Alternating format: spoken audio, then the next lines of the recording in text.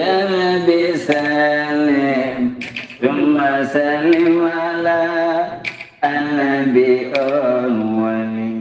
شفنا وويل يا نبي سلم ثم سلم على النبي أولي شفنا وويل musidɓe tedduɓe hettiyankoɓe Ayawo Weltare TV weltare ɓiɓɓe fulɓe andu diine maɗa fedde heblo sukaɓe Afrique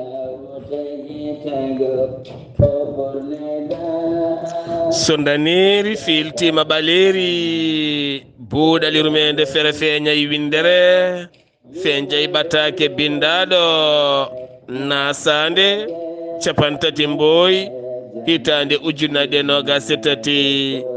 ɓattakuji men fayti koye tarihaji annabaɓe en jetti joomi men tagɗo en konnuɗen hakkude jeeri e waalo wi kam tan yen ndewɗum en juule annabi men tedduɗo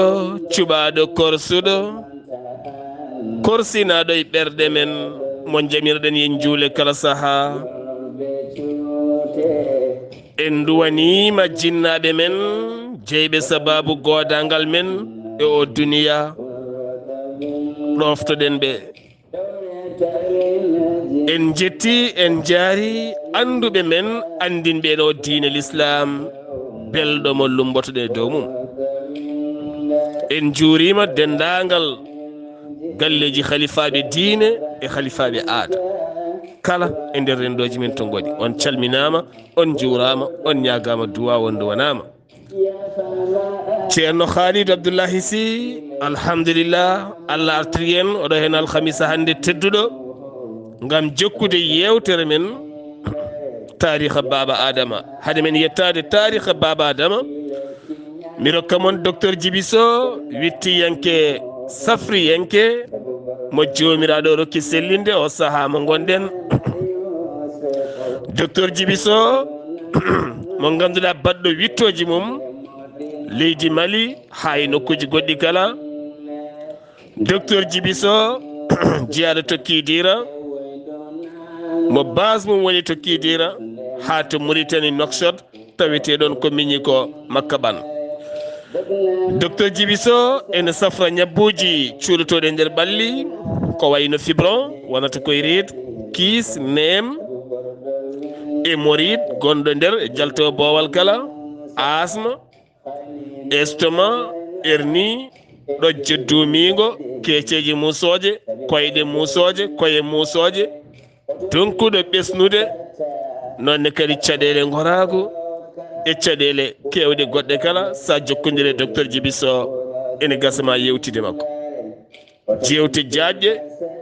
ɗe ene wawa udditandema fannu ko gonduɗa e dow mum ko sa yiɗi hebde on docteur Djiby Sow mbatta ko 77 244 92 81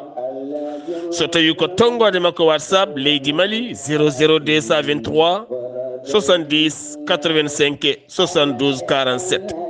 docteur Djiby Sow wittiyanke safriyanke mo jomiraɗo rokki sellinde o saaha mo gonɗen ɓoyata wo yettoto Nouakchott lamorgo leydi Mauritanie naɓe musidɓe tedduɓe calminali mon e duwuji mon ne jetto jamma e ñalawma faade e amen enen kala ndendi gollal ngal waɗi en ɗo henna ko andinde koye men e humpidde koye men nde tawno mbimi humpitade ɓuuri humpede Allah ko wawi jaɓata wasde wadde ko humpede Allah ko kumpitiɗo omo yiɗi kumpitiɗo tawno neɗɗo so humpitima tan o fewat yo Allah rokku en humpitade moƴƴere humpitade bonande ndentoɗen humpitade moƴƴere ndewen moƴƴere nde ceerno Khalidou Abdoullahi Sy mi salminima mi juurimama mi ñaguimama duwaw mi duwanimama mi wi kisale ɓuural nden ka e yajede yo duwayma so tawi a ɗanima alhamdulillah Allah artirin hande ɗum noon bisimilla maɗa ceerno Khalidou calmina bandiraɓe jokken jewte men assalamu aleykum wa rahmatullah sabu mawɗo winde dandama Yusufu e wayndo nano Yunus nde modino galata winne dandama Yusuf e wayndo nano. وعليكم السلام ورحمة الله تعالى وبركاته. سار عبد الله سار من سلميتي ماما weltani mama no feewi mi wima kadi mbani ba en jetti Allah e nulaɗo mum sallallahu alaihi wasallam en jetti jinnaɓe men wonɓe sababu wodede men e oɗo aduna caggal ɗum en calmini ceerno men jokkorgal meɗen kilifa meɗen nde wonnoon nelaɗo sallallahu alaihi wasallam wi kala gandinɗo mo harfu goto on ko kilifa maɗa. en jetti Allah en calminimo en juurimomo en ñaguimomo duwaw en duyima balɗe juutata battane moƴƴa yo Allah waɗmo e nden ka mum o wiyete ko alhaji ceerno Mahmoudou Belli Mbaye to Soringo ɗo. en calmini dendagal jokkorɗe ɓe Allah waddi en duwima juulɗo foof ɗo woni yo Allah moƴƴan ɗum. Sar Abdoulaye Sarr mi ruttima salminandu kadi mi ruttima du'aw mi wi amini ko duwotoɗa ko foof anne mi ruttima du'aw nde Allah moƴƴantama aduna e lahara nde Allah kadi luɓanma moƴƴere wiyetede moƴƴandema e ɓesgu ma Allah rewnaɓe lawol ɓe gona rewoɓe Allah jokkoɓe endam Allah moƴƴinanaɓe gurdam mabɓe e tawede maɗa Allah kadi hokkaɓe arsukaji jaƴƴi mbawa ñamde hen ko juuti yo Allah waɗɓe poftinma barke annabi sallallahu alaihi wasallam ko gonɗa e dumum ko kadi yo Allah tabitin hen o ɓeydanma to banggueji foof ɓayde ko moƴƴere. ɗum noon mi wima mbani ba bisimilla maɗa inchallahu taala jokken yewtere men konngol artema. est ce que o duwawno e weldini weltan ko haaɗe ɗo tan machallah est ce que mi wi amin ya rabbi ya rabbal bayti amin ya rabbal alamin amin yo Allah wattu ɗum yurmede mum e moƴƴere mum wanje men enen kala e aduna o kala beele jaam duumiɗen ara ɗum heeɓe jaahi annabi sallallahu alaihi wasallam. ceerno Khalid a jarama kadi en beltima ko ndu waɗiɗa ceerno alhaji Mahamoudou Belli Mbaye to Soringo ɗo nde tawno mo andinma humpitima mo humpitma ko yettu ɗum yettu ɗum mantu ɗum ko ɗon jaren ha to dumga jafuɗon ha to dumga wural fa juuriɗen galle ceerno Mouhamadoul Amin Ly e dendagal wuuro alfanaɓe ha fayenma ndulmaji demɓe ndulmaji funeɓe wudduru ha to tigguere to jinnaɗo tedduɗo tawete e dendagal johlinayi ɗi kala Mauritanie Mali Sénégal Gambie e Guinée ko ɓe goni diaspora goni duusoɓe en jamma e ñalawma. ceerno Khalid koɓe yontaɓe koɓe labtuɓe ko waɗɓe fayida aɓe mbatten haqqillaji no fewi.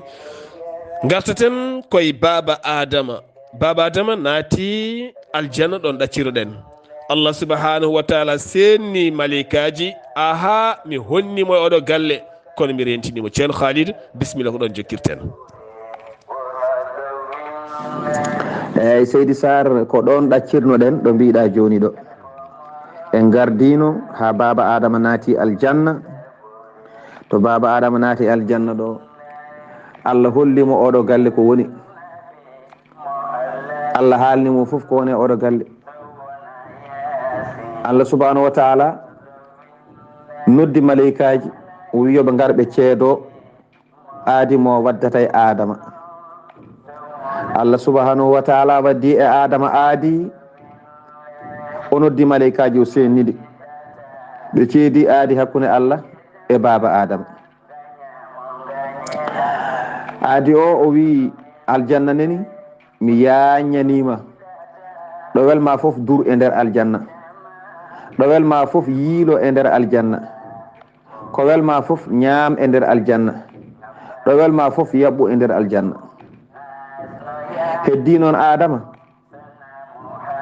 malaikaji ceedoɗe adama woto ɓatto kiiɗo lekki woto ɓatto ɗum, wona noon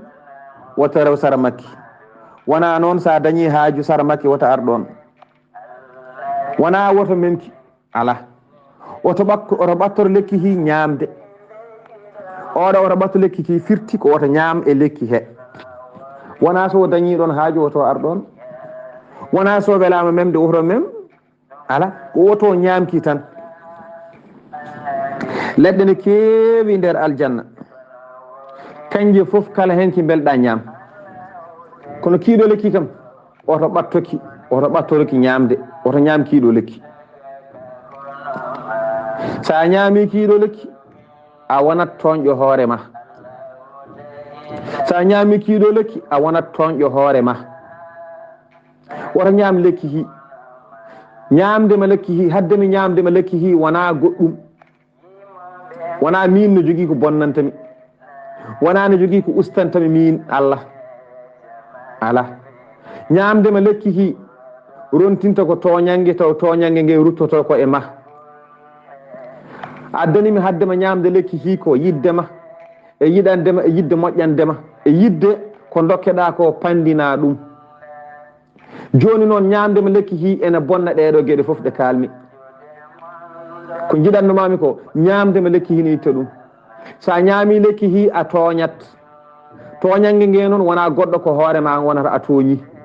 wadde noon tinno woto ñaam kiiɗo lekki maleykaji gone seedeji de maleykaji ceedi hakkude Allah e baba adama joni noon ɓe gadodiri on noon aadi maleykaji goni seedeji ɗon noon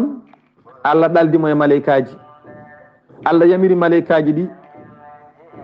yo naat e nder aljanna maleykaji naati nder aljanna maleykaji gonde woni e wangodade e baba adama e nder aljannaji sar Abdoulaye Sarr ɗum ɗo ne weeli no feewi ɗum ɗo ne weeli no feewi ceerno maleykaji naati aljanna e yamirore Allah subhanahu wa taala Allah wi jeehe naata e nder aljanna oɗo ko jiyaɗam mo jinmi ko jiyaɗam mo korsinmi naate kollemo oɗo galle nde wonde aljanna ene yaaji ha yetti nokku aljanna galle neɗɗo goto aɗa andi to fondete sa itti a solti asmanuji ɗi jeeɗiɗi a solti leyɗele ɗe jeeɗiɗi a jokkodiriɗi ni galle neɗɗo goto foti wadde aljanna heƴata e aduna aljanna ne mawni aduna ne faaɗi aljanna ne mawni ɗum noon Seydi Sarr konngol arta ma jokken golle est ce que ko Allah wawi rokkude ko Allah wawi honnude ko Allah wawi rokkude ceerno Khalidou Abdoulahi Sy yo Allah yeɗen aljanna aljanna so haalama tan jitta ko naatde est ce que ceerno Khalidou Abdoulahi Sy maleykaji ndondimamamo walla maleykaji nangi baba adama ene bangoto e makko holto ɓe nawimo e holko ɓe kollimo holko ɓe kollatamo ay Seydi Sarr mi salminima lawol gongol mbiɗa joni noon maleykaji ɗi nangi baba adama ne jiilonamo nder aljanna oɗon jiɗɗa jokken holno ɓe mbadde makko e nder aljanna he maleykaji ɗi nangi baba adama eɓe bangoɗo e makko e nder aljanna haɓe jiilodo e makko joni noon ɓe gara e nokku taw ko galle annabi maleykaji ɗi mbiyamo ɗo ko galle kaari annabi kaari ko an jibinoyto on e gandal Allah Allah holliɓe ɗum longiniɓe ɗum ɓe kalna baba adama kamɓe maleykaji ɗi ɓe kollimo dendagal nokkuji annabaɓe ɗi foof kala ɗo annabi hoɗata galle annabi ɓe kolli baba adama kala galle annabi moɓe gari ɓe kolla baba adama kala galle moƴƴo jogorɗo mana jibinoyede ko moƴƴo ɓe kolli baba adama kala kawis gonɗo e nder ko ɓe kolli baba adama wadde noon ɓe kolli baba adama kala galle annabi jogori hodde kala meɗnoɗo waɗede annabi annabaɓe ɓe Allah nelnoɓe foof ujunnaje 6 annabi ɓe Allah neli ɓe kamɓe foof kala goto ɓe kolli adama galle mum e on saaha noon ɓe jewti sa jippini koɗo a hollat ɗum galle ɗo ko suudu ɗo ko tarodde e ɗo a hollat jomum galle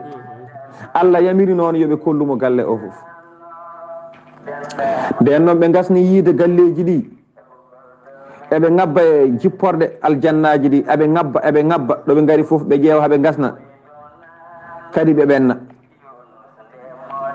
adama ne waɗa visite galleji aljanna 1 2 3 4 5 6 7 ha yettoyi 8 kala galle mo yetti o waɗi ɗum visite fami galle hen goto noon goto galle aljanna goto heƴata e aduna o foof adama rewi e aljannaji ɗi foof joni noon ɓe gayni ɓe gari nokku biyeteɗo jannatul firdawsi eyyi mo ganduɗa ko ɓuuri towde aljanna mo ganduɗa ko ɓuuri fofof nani aljanna nelaɗo Allah sallallahu alaihi wasallam kanko baba adama o daari dadɗudi ndiɗo o tawi ɗon dadɗudi ene fewnira kanŋe ene yooɗi no feewi dadɗudi ndi Allah e mayri mawnude e Allah e mayri yajje ene waɗi temedde 7 koyngal dadɗudi dadɗudi ndi waɗi temedde 7 koyngal dadɗudi Sar Abdoulaye Sar kala koyngal fewnira ko kanŋe taw ko ya ɓuutu boɗejo o a tawa hen koyɗe ene pewnira sundusul akhbar wonen ko ɗum fewnira dadɗudi ndi ene waɗi betteteri ndi ganduɗa ko tekko ɗum jiibadi taw ko bulaji ɗi ko ɗin betta e majji eyyi enen mbiyata ga henne mbajjuji ɗaɗɗi ɓurɗi ɗadde ko ɗin betta e dadɗudi he dadɗudi ɗi ene mawni mawnugol ko Allah tan laaɓa ɗum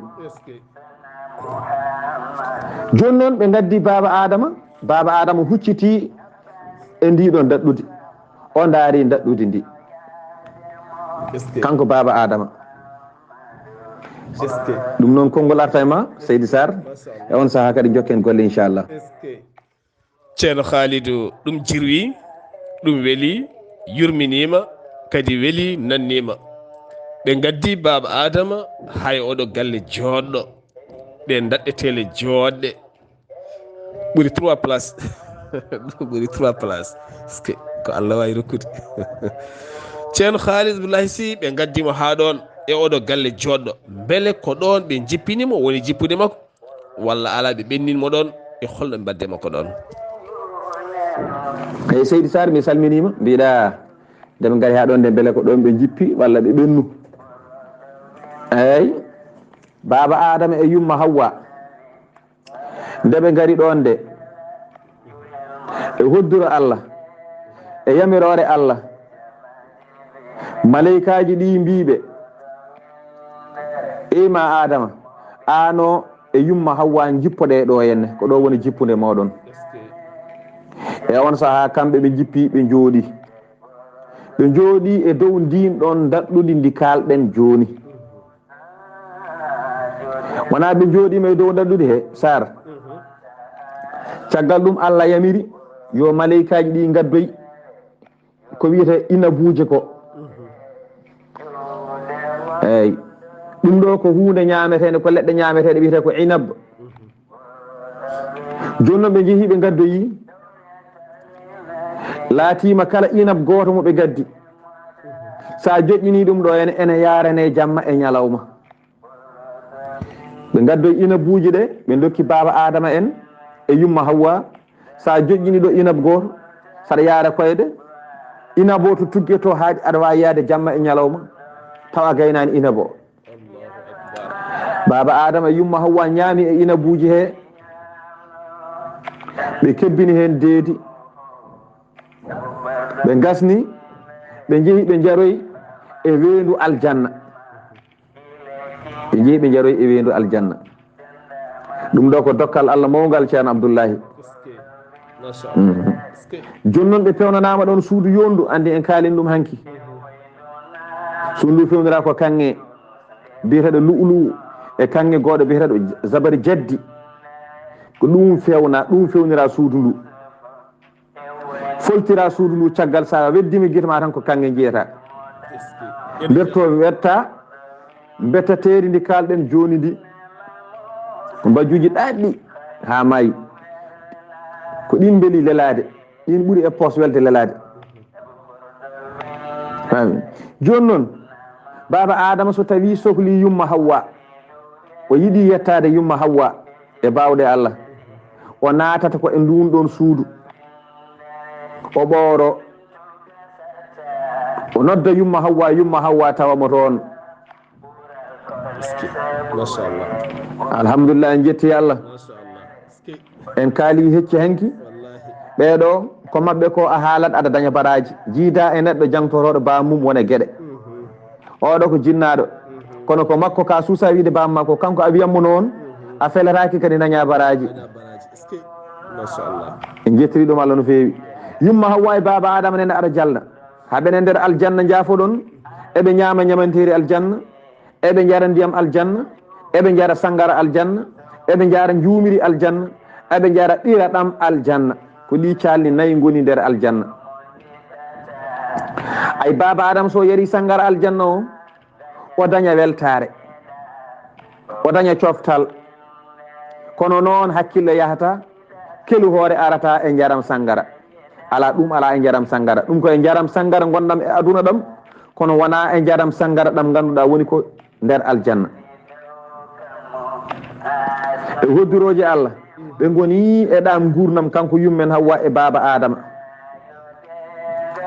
eyyi wiyama noon baba adama adi ñamde nder aljanna ko lekki mbiyeteki ina buuje fami wiyama noon kadi o ñaami toon lingu ha o ñaami heñere muɗum wadde noon baba adama e yumma Hawwa nena guuri to nder aljanna Sar Abdoulaye Sarr konngol artama inchallah sa nandi mo jokken ko ɓe yaaɓe Allah ko hono ɓe cangol jumri mbiyata no wiyata île de miel so yimɓe ndesodiri ga hen ɓe jappoftoyo seeɗa belna pittali ceerno Halidou ɗo no wayi welde ni hay namdal gotal mi rokkatama jokkan en ɗo hen baba adama saabu enen foof ken sofɓe eyyi Seydi Sarr mi salminima lawol gongol eyyi ɗo kadi mbiɗa tan ko yomi jokku joni noon alhamdulillah en jetti Allah adama ne nder aljanna omo wonde yummen Hawwa joni noon hankkadi maleykaji kollimo ko ponno holludemo foof maleykaji ɗi jeehi ɗi kooti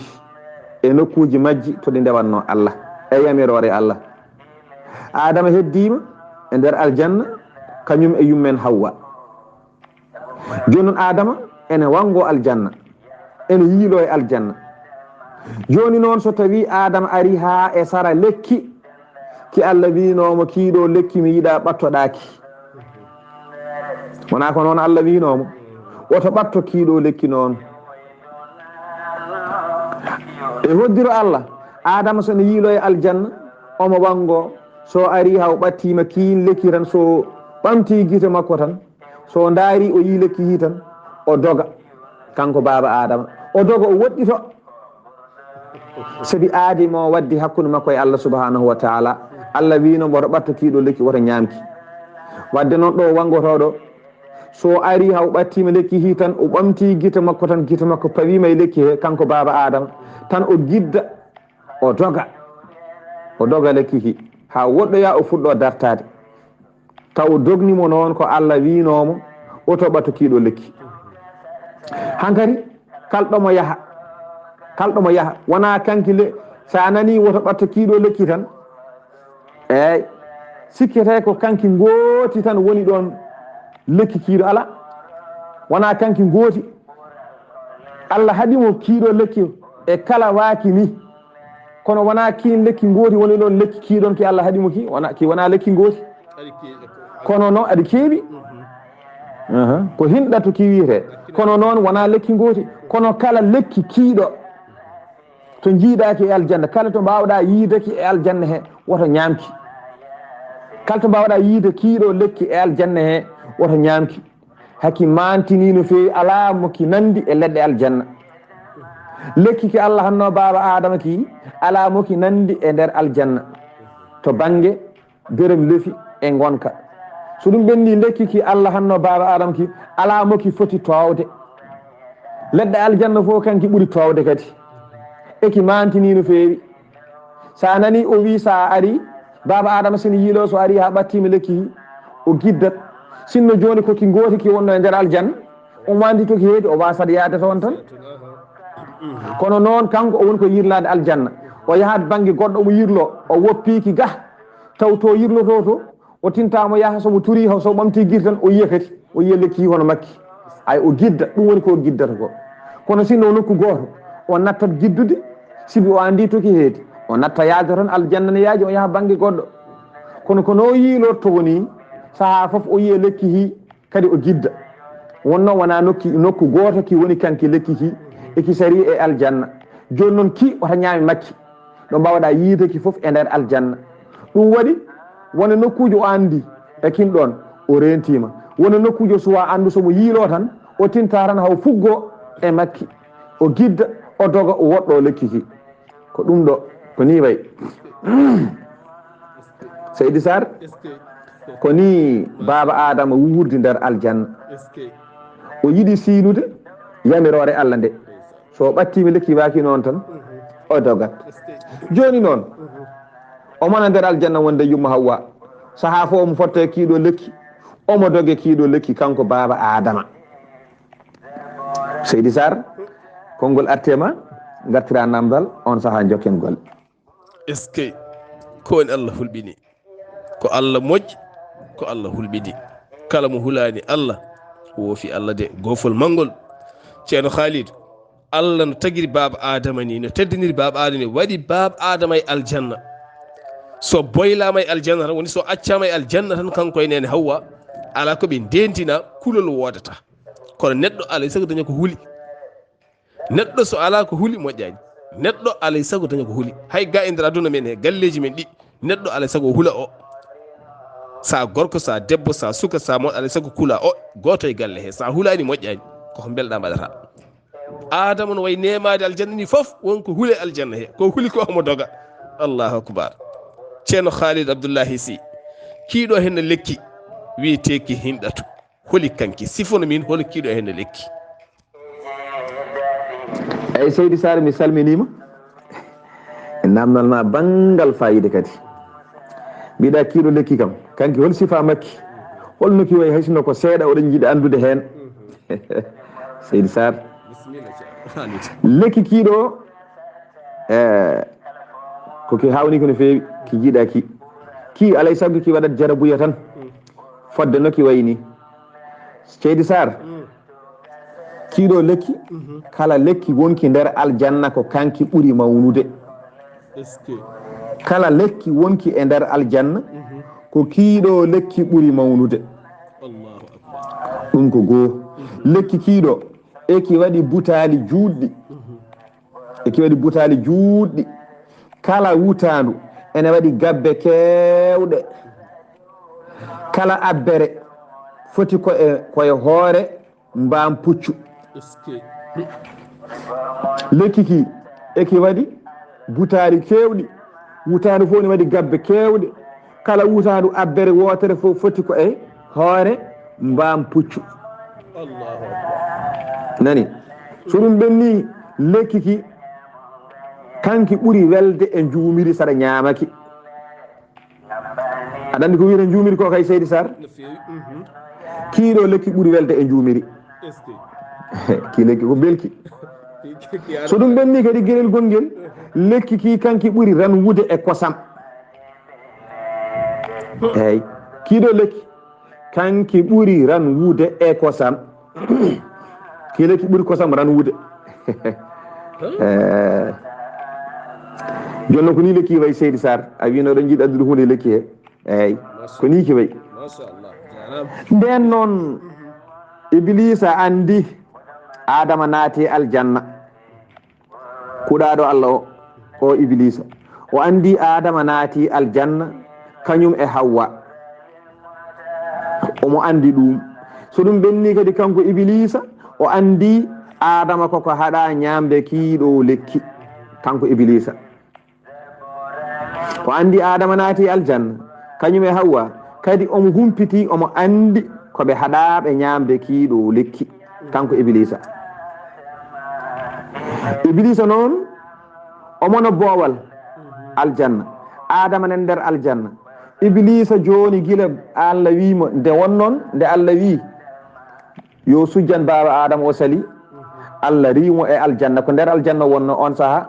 baba adama wonani nder aljanna baba adama ko bowol wonno kan fof ɓe noddama ɓe jalti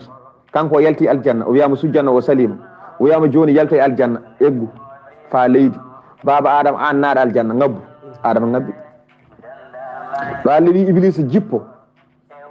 nani yaltu baba adama naat baba adama naati joni on kanko omon bowol gila nden joni waɗi duuɓi kewɗi tugginen faade to kalten joni ɗo ɓe gon o wonno koye ƴewde peeje holno wawi wadde haw yaltina baba adama e oɗo aljanna gila o sali sujjande baba adama ha ɗo adama woni aljanna ɗo duuɓi lombiɗi ɗo ɗi keewi duuɓi lombiɗi ɗo ɗi foof iblisa wonno ko e ƴewde peeje holno waɗata haw yaltina baba adama e nder aljanna he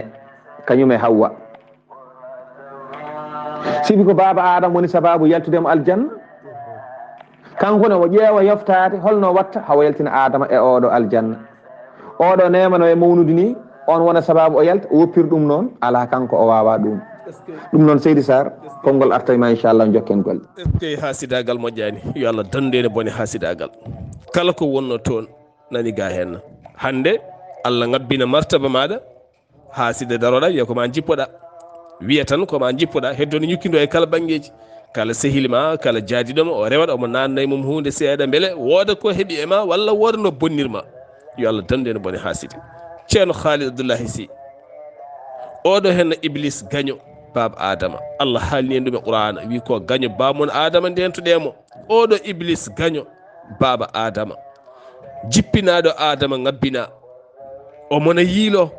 holno o waɗi haw yiiti adama eyyi Seydi Sarr mi salminima lawol gongol mi weltima e namdal ma holno Iblis waɗi ha wawi yettade ɓe Seydi Sarr Iblis angui bowal fodde duuɓi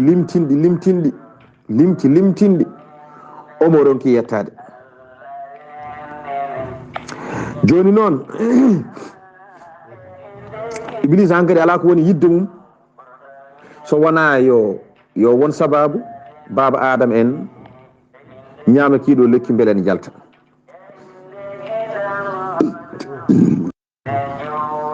e hoddiro Allah ko woni duuɓi 300 boowal ɗo boowal aljanna ngal kanko Iblis duuɓi 300 omo yiɗi nadde omo ronki nadde wona ɗum tan noon woni yidde makko wona duuɓi 3 tan o ñiiɓi e yidde makko bonnande adama ala ɓooyi kono fodde ko woni caggal ɗo mo anga mo yiɗi nadde o ronki nadde duuɓi 300 o woni ɗon kanko Iblis joni noon Iblisa ene muñi ene ƴeewa holno waɗata ha wawa nadde ene jarini mo woni ɗon duuɓi ɗi ganduɗa hay goto wawa lemdi ɗum ngam yo adama heptan goofol woofa Allah e hoddira Allah omo ƴeewa ñande foof nde o fini ala ko woni haaji makko so wona mo ƴeewa garowo damal aljanna ɗo o ƴeewa waddude e mum maalde so jaaɓi ɓe ballodire beele mo naata nder aljanna omo jooɗi tan ndiwri gootiri ari ɗon kanko baba adama ndiwri njondi ndi ganduɗa ene waɗi sigeji mum ɗi hen sigeji sa daari ene bulɗi bulɗugol a yiɗa hay ittude hen yitere ma ene waɗi goɗɗi sigeji goɗɗi ko boɗeji coyi ene waɗi sigeji goɗɗi ko ɓaleji coyi ɓale jafoɗon de ɓaleji kurum ene waɗi sigeji goɗɗi kadi ko daneje tal e hoddiro Allah ndiwriri noon wiyete ko ɗawus eyyi en ganda noon banggue ɗemgal meɗen holno ndi wiyete kono ko ɗawus kam ndi wiyete e ɗemgal arab kayri ndiɗo ndiwru noon on saaha ko kayri laami dendagal diwe aljanna on saaha diwe ene keewi to nder aljanna kayri ndiɗo ndiwri noon ko kayri laami diwe aljanna foof nden ndi ari damal aljanna Iblisa yiidi kayri ndiwri ndi de iblisa yi ndiwri ndi iblisa noddide e hema ndiwri ndiwri mbaɗandi barke an kam holto gummiɗa o wini ndiwri ndi wi min gummimi ko gesa adama gummimi koɗɗo nder ga o biyeteɗo adama o omo jogui ɗo gesa ko nder gesa to gummimi iblisa wi min de won laaɓi ndeɗum ko jogani mami aha kono noon haade mi laaɓandema reedu ngun laaɓi nderu jinmi ko balla kam no natirmi aljanna mi yaada e ma naate nder sen naati nder en gasni laaɓi nderu jogan mami ngu mi haalanma an ɗon diwri ndi wi imo holko waɗi an a wawa nannude hoore ma ko waɗi a wawa nannude hoore ma iblisa heɓɓiti wi ala min jimmi nadde taw ko e sutura jimmi nadde jimmi ko ballam tan mi naata taw ko e sutura haaɗa hakkude am e ma mbiɗa jogui toon haaju so ɗum ɓenni mi haalanma laaɓi nderu ngu jogani mami ngu eyyi so gayimi haalama laaɓi nderu jogani mami ngu Sar Abdoulaye Sarr konngol artema inchallahu taala gadda namdal gongal ceerno Khalidou Abdoulaye Sy Iblis jogui wadde kala ndesten oɗo noon ko o jogori fuɗɗude kala ndesten ay ko Hammadou Ibrahima Sow en ndiwiɗo hen grillage uji faade Espagne ko o fuɗɗi kala ndesten ceerno Khalidou Abdoulaye Sy mi teskima kala ko yooɗi ne waɗi seyɗade nder ki lekki jodki ndi diwri yondi cakkaji joɗɗi kala ko yooɗi ene heewi pusde neɗɗo e halkare ceerno Khalidou ndi diwri no wayi yodde ni e ndi diwri ndi o jogori haaldude hankkadi mboɗa andi en goɗɗo yi ɓoyata dartinen ɗo hen tan beele ko ndiɗo hen no diwri nannimo aljanna walla ala eyyi Seydi Sarr mi salminima eyyi beele ko ndiɗo diwri nannimo nder aljanna walla wona ndiɗo diwri nannimo aljanna eyyi Seydi Sarr wona diwri ndi nannimo aljanna oɗo Dawus ndiɗo diwri nde Iblisa wi mboɗo yiɗi mboɗo joganima laaɓi nderu somi laaɓanima ngun laaɓi nderu tan a weltoto dañat weltare ko hunde nafoore kono noon haade mi labdema reedu jimmi ko nanna kam aljanna ballami no natirmi ndiwri ndi wimo holko waɗi an a wawa nannude hoore ma Iblisa heɓɓiti wi jimmi natirde aljanna o ko sutura mi yiɗa hay goto tina naturam yimɓe ko malla kam mi natata ko hakkunami ma haaji ndiwri ndi heɓɓiti yum ala min mi ala lawol wawde nannudema ɗo mi ala lawol Iblisa noon ñaaguimo wimo e nannam tan mboɗo yiɗi laɓandema redde kono mami naata de tinno walla mi naata o yeyi min wondi komi salahi nannudema kono mi ala lawol wawde nannudema eyyi kono noon ɓayde sattiri ni joni daro ɗo pada kam mi ara ndiwri ndi wimo kanko Iblisa yo daro damal ɗo o fada ɗum kañum naata aljanna arta e makko ma wood ko gaddanmami ma wood mo gaddanmami on ne wawi nannudema kono min mi wawa nannudema joni daro damal ɗo pada kam mi ara ɓayde jiɗɗa ko natirde sirru mbeɗo jogui goɗɗo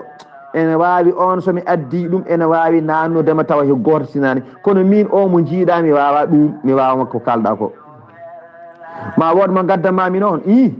on ne wawi nannudema taw koye sirru asi ala hen joni kanko ndiwri ndi wiyetene Dawus o rutti to nder aljanna o ɗacci ɗon Iblisa e damal aljanna he o yeehi ha nder aljanna o ƴeewoyi biyeteɗo boddi o eyyi o ƴeewoyi biyeteɗo boddi eɗen jogui dasol ne wiye boddi o ƴeewoyi boddi on saaha noon boddi ene jeeya e kulle ɓurɗe yodde tago to nder aljanna e on ɗon saaha boddi ene jeeya e kulle ɓurɗe yodde tago to nder aljanna e on ɗon saaha hade boddi wofde Allah joni noon hoore boddi nde fewnira ko ya ɓuutu boɗeejo o gite boddi fewnira ko kanŋe biyeteeɗo zabari jaddi taw ko bulaajo o ɗemngal boddi fewnira ko kafuur fewnira on sahaa koyɗe boddi nde ɗe mbayi kono koyɗe mbaam puccu ni boddi ne wanno koyɗe koko boddi woni sababu baba adama ñaami lekki ki boddi woni sababu iblisa wawde naatde nder aljanna ha wona sababu baba adama ñaama lekki ki haɗano ko ɗum woni sababu koyɗe boddi ɗe perta ɗe taƴa boddi watti ladde joni noon o ari o yi boddi kanko mana ndiwri ndi o woni e haaldude e boddi sar Abdoulaye Sarr ko ɗo kanne tan yewtere nde inchallahu taala haala ken hawde janggo ma en jokku no ndiwri ndi wadde e boddi ndi koɓe kaldi e boddi ndi no wadde iblisa koɓe kaldi no wallide iblisa ha naati holno wayi caggal ɗum de iblisa naati no wadde baba adama en so hawri e welede Allah ko janggo yo Allah hokken hawde janggo jokken kadi oɗo qissa inchallahu taala ɗum noon kongolam cakkitingol ko teddinirde kala biyeteɗo Hawwa e teddinirde kala biyeteɗo Adama ɓayde ko kamɓe kalten haala mabɓe kala biyeteɗo Hawwa e aduna he en teddiniri ɗum ndeɗo yewtere kala biyeteɗo Adama e aduna he en teddiniri ɗum ndeɗo yewtere teddungal moɗon onon sibi ko tokaraɓe mon goni ɗo ononne kadi ɗum ko gueɗal mon so tawi neɗɗo dañi wiyede Adama o dañi gueɗal eyyi ɓayde ko Adama fuɗɗi neɗɗo so neɗɗo dañi wiyede Hawwa o dañi gueɗal ɓayde ko Hawwa fuɗɗi biyeteɗo debbo o en teddiniriɓe ɗum en calmini dendagal julɗo ɗo woni en calmini weltare ɓiɓɓe fulɓe foof Sar Abdoulaye Sarr mi salmini mi duwanimama mi ñaguimama duwawu yo Allah hokken hawrude e janggo ko musidɗo moon guiɗo moon sehil moon Khalidou Abdoulaye Sy to soringo to kono ko ɗo Allah joƴinimo assalamu aleykum wa rahmatullahi wa barakatuh yimoɓe ngolle nayodengame jamajibinede ɓoroɗo winde yimoɓe ngolle nayodengame jamajibinede ɓoroɗo winde julde jude mando badmanta annabi ɓoroɗo windere julɓe cuute juuɗe mando badmanta annabi ɓoroɗo windere tawretalina jila zaboralimota qur'ana dawngam ɓoroɗo a jarama ceerno Khalidou Abdoulaye Sy golle ma jooɗi peewi en beltima no feewi alhamdulillah ko yettude Allah ko haala ɗo henno ko kala yo Allah rokku men naftorade ko haala ɗo henno ko kala saabu en jii Iblis joguinoɗo martaba towɗo tellinama hanana ƴeewa wonde clandestin nattude aljanna e mbaadi haasidagal haasidanade mo Allah honni toon ɗum ɗo foof ko jangguinde en gurdam meɗen ɗum noon ceerno Khalidou no mbiɗa ni kala biyaɗo Adama kala biyaɗo Hawwa teddinama ɗo henna ko tokoraɓe moon ko onon jeeyi aadi men so jomiraɗo haaji ko ñalawma janggo ceerno Khalidou yo Allah nurɗin gandal ngal yo Allah moƴƴanen jaɓana men korka men tedduka jaɓana men sadakuji jaɓana men moƴƴere musidɓe tedduɓe lewru korka jari wadde tan ko moƴƴere neɗɗo kala ko jogui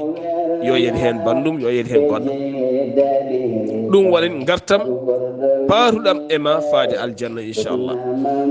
aadi men so jomiraɗo haaji ko ñalawma janggo ɗum noon mi ɗalda moon ceerno Ousmane Ly yimiyanke weladade gorko mo dumga tugasata kala fomoroka ɓural kolese ɓure ɓoroɗo windere otolem tugasata kala fomoroka ɓural kolle sabure ɓuroɗo windere ala e annabi mo Allah julno sowona yasin ɓuroɗo windere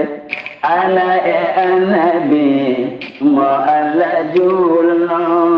sowona yasin ɓuroɗo windere lipo mo jiɗata Allah yiɗma gañamo gañeɗa ko ɓurɗo windere lipo mo jiɗata Allah yiɗama gañamo gañeɗa ko ɓurɗo windere ngabbani dow kammo